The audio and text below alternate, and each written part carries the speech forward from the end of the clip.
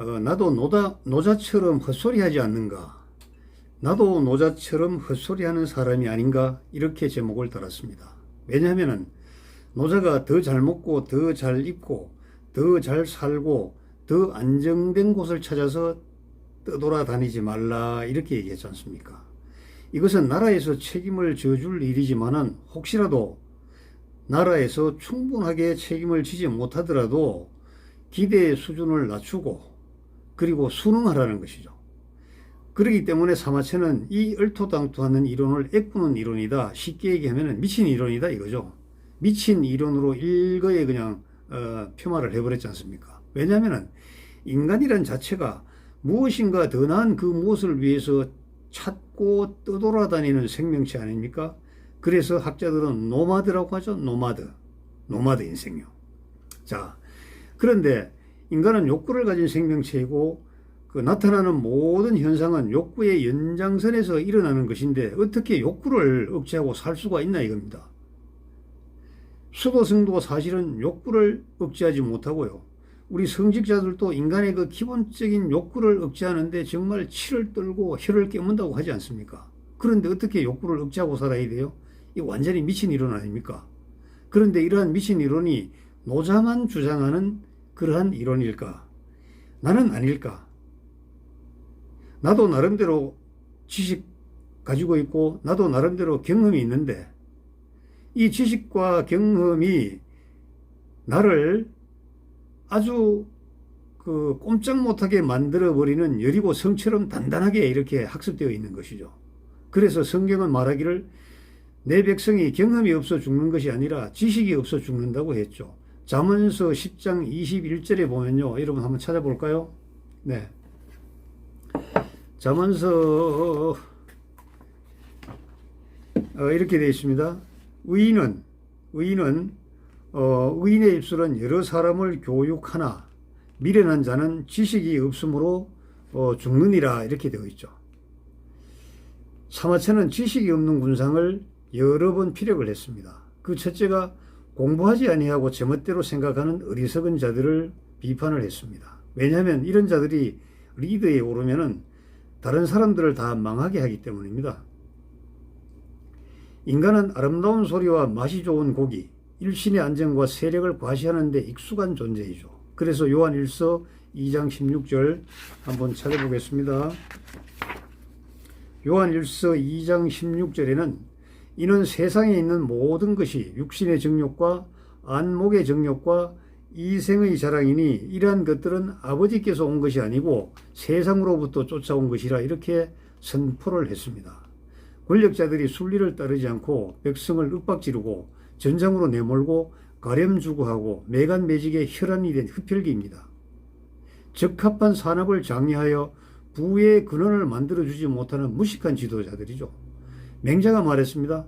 산업이 발전해야 백성이 마음이 안정이 되지 왜 입고 먹고 그러니까 생활을 하는데 필요한 돈을 벌 수 있는 시스템을 만들어줘야 백성들의 마음이 안정이 되고 백성들의 마음이 안정이 되어야 나라가 안녕과 발전이 이루어지는 것인데 이렇게 그 무항산 무항심이라고 했죠. 우리도 보면요. 일자리위원회 만든다고 해서 오두방정을 떨었고 뭐 대통령이 직접 카운트한다 그래서 일자리위원회 보드판 앞에 나와서 뭐 이렇게 설명도 하고 갖다 헛질입니다. 헛질. 진짜 나쁘게 그 헛질 아닙니다. 그거요. 정작 일자리 만들어야 되는 책임자인 기업주들은 감옥에 넣으면서 무슨 일자리를 누가 만들어요? 그러니까 정부에서 집행하는 일자리 많이 늘었죠. 노인네들 학교 앞 그 횡단보도에 세워가지고 깃발 들었다 내렸다 들었다 내렸다는 거 이런 거요.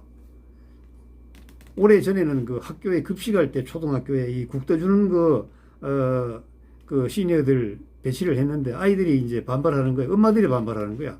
코일에 질질 흘리면서 국물 떠주니까 더럽다 이거죠. 이래서 이제 그것도 못해요. 물론 요즘 그 외식 산업으로 다 외주를 줘서 뭐 그런 게 필요도 없습니다만 하여튼 그렇습니다. 통계를 조작을 해야 되는데 이게 마음대로 안 되니까 통계청장 바꿔버리잖아요. 그리고 물건을 사고 팔아야 할 시기조차 분별하지 못하는데 어떻게 재산을 형성할 수 있는 그 기회를 잡을 수 있냐 이겁니다. 몇 년을 준비해서 언제쯤 재산 불릴지 이것을 가늠조차 못하는데 결과는 뻔한 거 아니냐 이런 거죠. 예. 그리고 좋아 보이는 직업을 찾아서 세월을 허비하는 진짜 뒤떨어진 사람들, 젊은 사람들, 우리의 아들, 딸 아닙니까? 직업이 없어서도 문제이지만 좋은 직업 찾다 보니까 그런 거 아니겠습니까? 이들은요, 가격이 한껏 솟은 다음에 주목해서, 아, 나는 언제 사? 내가 언제 저 아파트 사? 내가 언제 저 차 사? 이렇게 얘기합니다. 그럼 가격이 낮을 때는 소풍 다녀왔나요? 가격이 낮을 때는 뭐 했습니까? 가격이 오른 다음에 빚을 내서라도 너도 나도 사자 대회에 합류하는 사람들에게 시장이요, 재산이 불어날 수 있는 기회를 절대 안 주죠.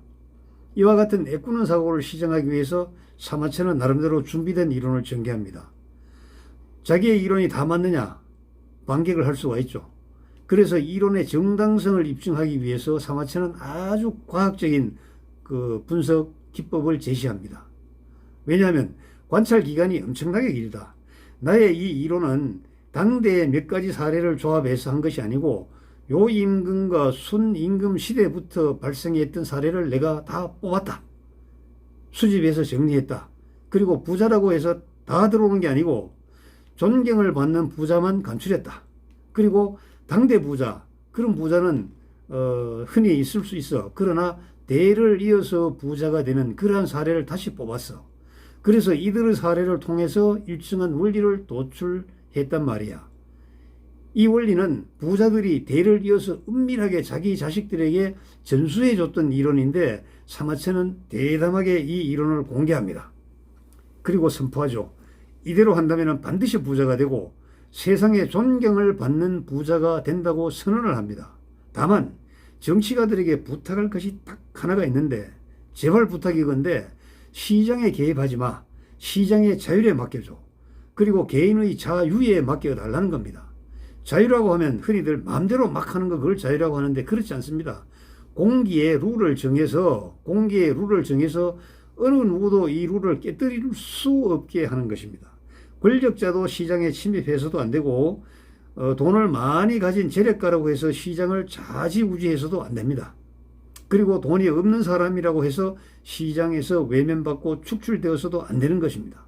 이러한 공기의 룰을 정하여 엄격하게 관리하는 것이 바로 재산을 개인들이 불릴 수 있는 사회적인 책임, 국가적인 책임, 그리고 개인의 어떤 책임이 될 수가 있는 것이죠. 여러분, 흥미롭지 않으십니까?